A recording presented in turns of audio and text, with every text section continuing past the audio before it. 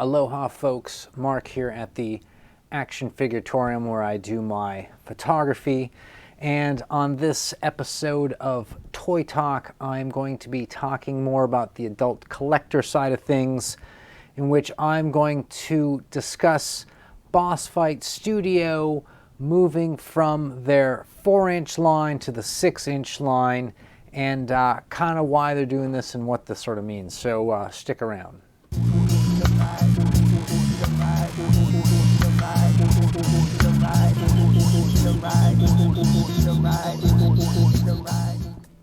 All right, so just to get everybody caught up and get into perspective of what I'm talking about, there are some big toy manufacturers out there, Mattel, Hasbro, and then underneath them are some also big companies, but not quite as big, and these are the likes of like NECA and Mezco and Super 7, and in Japan you have Good Smile Company and Bandai, right?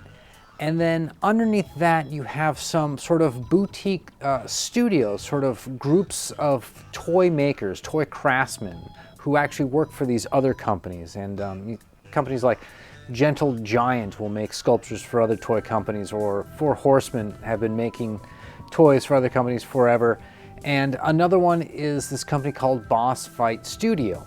So with these smaller boutique art studios, of course they do sculpts for other companies, but they also like to do their own IPs, their own product lines based on their own character ideas from the sculptors themselves. And in some cases, these companies have really great luck with their own combination of original characters they come up with. Like Mezco came up with the Gomez character. It's basically a 6-inch character, sort of based loosely on kind of a beatnik version of their mascot, the cockroach, right? And Gomez is a pun for, Go Mezco.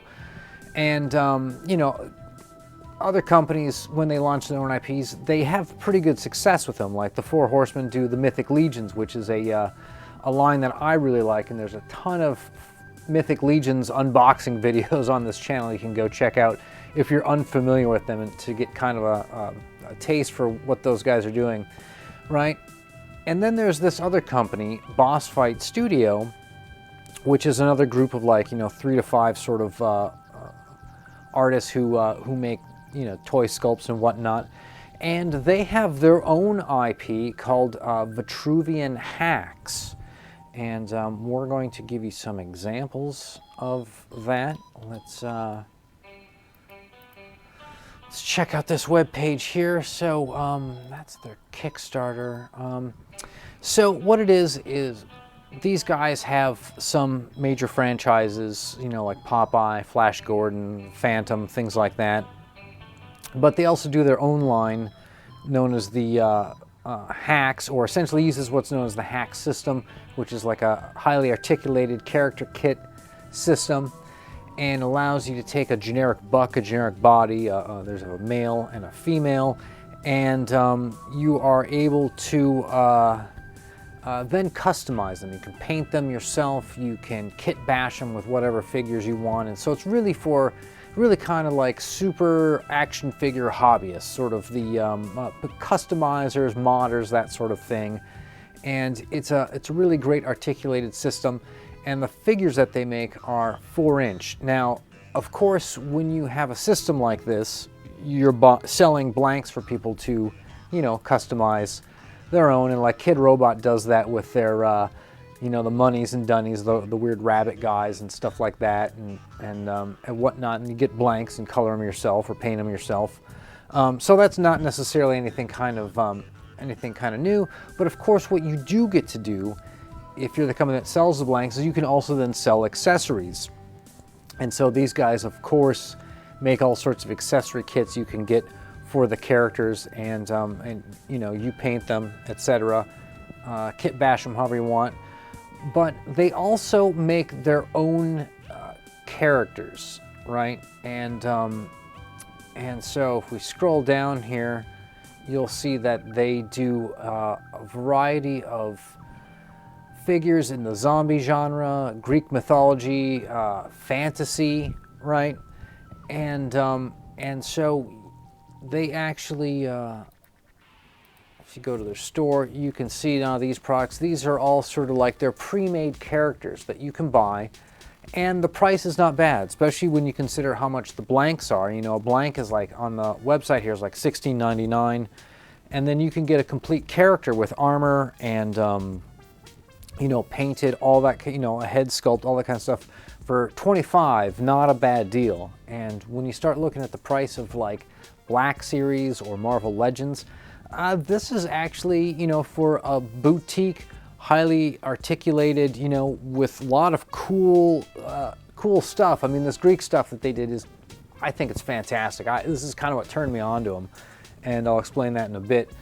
But if you look at the prices, these guys are in the game, okay? So this is like a viable sort of adult collector kind of toy that you can get into. Really comes down to, is this the kind of thing that you like? And so for me, I love fantasy. That's why I got into the Mythic Legions. But I also really like the Greek mythology, Clash of the Titans era of mythological figures, and these guys are doing all that. They're giving you all the crazy cool Greek Spartan looking warriors. They're giving you like Medusas with like snake tails.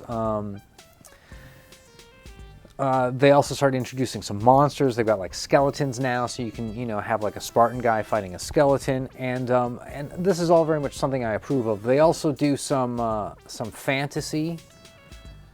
Once, you know, more traditional fantasy. Let's see, let's check those out. Where you have sort of barbarians and wizards and knights and, you know, that kind of traditional stuff. Oh, look, one of these, Leader of the Withered Branch, sold out.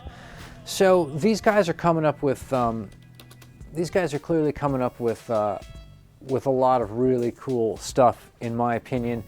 And I'm a little surprised that they haven't caught on bigger. Now, if you go back to when they started this, here is the Kickstarter for them. Remember, when you get down to this sort of level of toy company, most of these guys, these boutique companies, are doing crowdfunding, you know, before they even get to some of these other phases where you can even start to do just pre-orders, right? They're just doing, see if we can raise enough money ahead of time to even go forward with it. And it looks like these guys totally crushed it. But it goes all the way back to 2014 in October. So that means that these guys have been at this for about 7 years, making these 4-inch action figures and putting them out and selling them.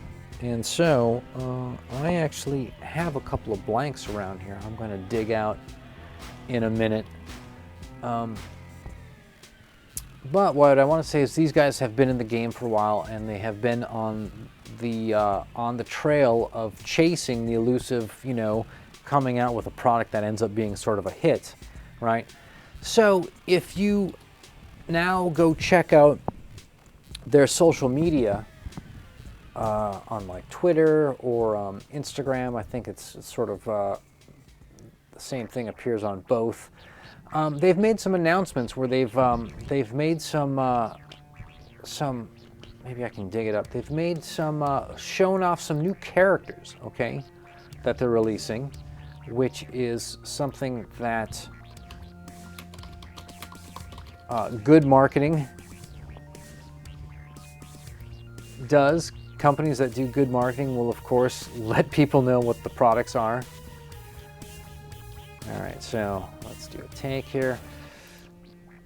I'm on their Twitter account. So they are now announcing the skeleton, right? And it's really nothing different from the previous skeletons that they offered, except that it's in a different scale, meaning it's a 6-inch guy, not a 4-inch guy. It's the 1/12 scale. And so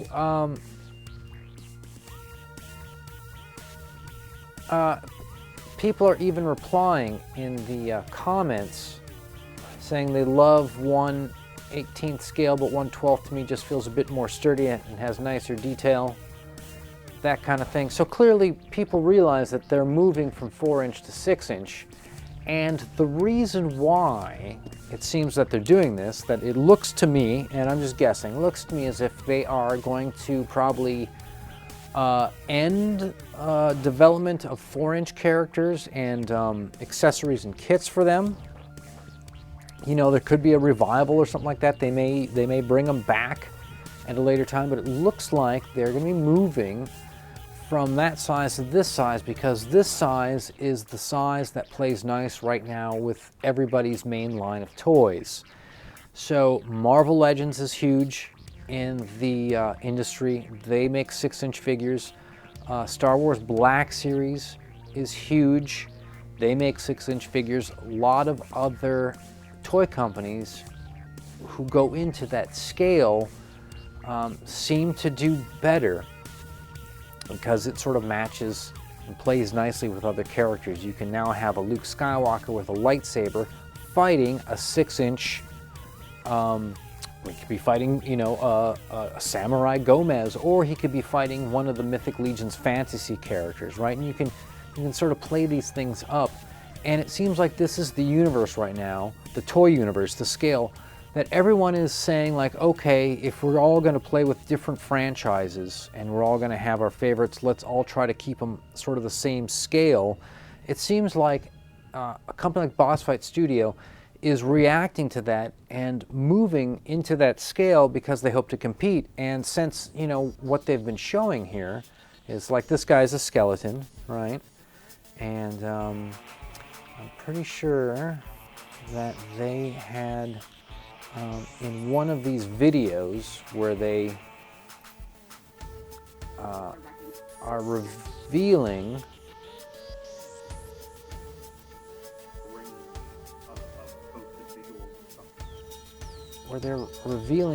the toys that they're coming out with.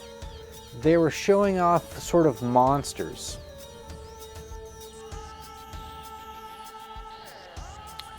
Right? They were showing off sort of like evil bad guys. Yeah, here we go. Sorry, I know this is a bit random. So like this is like a Grim Reaper looking dude. Comes with cloth robe and stuff like that. So these are like perfect bad guys for other toy lines to fight. You know what I mean? Like, these are villains. These are army builders. By Boss Fight Studio making these guys, they can now take this guy and they can plug them into any of these other franchises as just a generic sort of antagonistic monster. Looking at these, look, here's like a pirate skeleton, right? So, man, they really want you to check your pre-orders.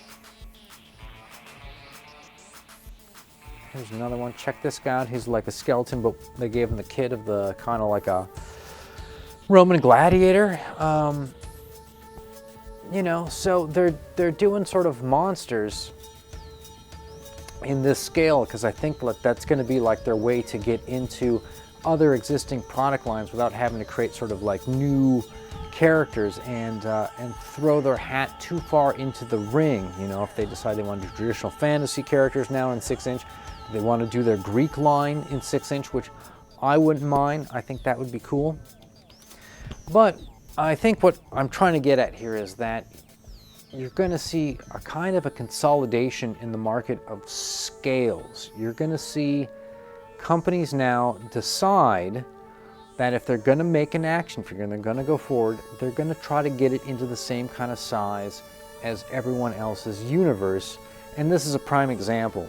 So I'm actually looking forward to seeing these toys in person, seeing what they come up with. And I'll probably be ordering a few of these things and unboxing them.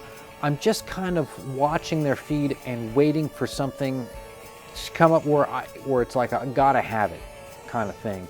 And so right now I'm just interested, but I haven't seen the gotta have it piece. But when it comes up, I'll let you guys know. So in the meantime, this YouTube channel, great thing you can do is subscribe to it. There is also a channel on Twitch where I am in the studio with the camera, smoke machines, light. I've got a couple of fly on the wall cams going with a little jukebox. The Twitch channel is a lot of fun. I love doing those. You can also follow me on Instagram, where all the photos I take at the studio show up. So with that, I will keep doing more work here, and I'll catch you guys on the next one.